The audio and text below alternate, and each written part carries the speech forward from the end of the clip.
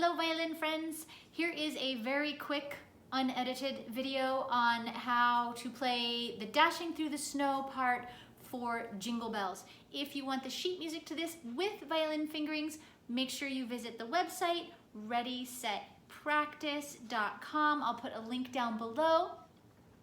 And here we go. It starts off one finger on the D string, 2 on A, 1 on A, open A, 1 on D.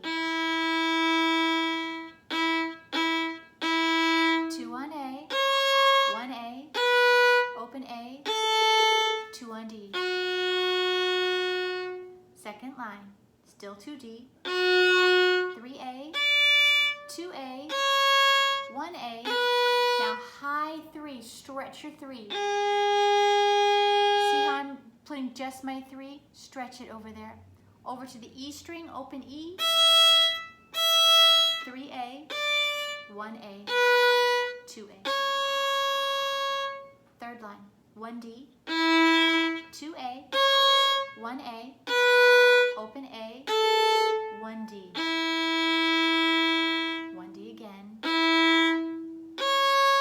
2A, 1A, A, 2D.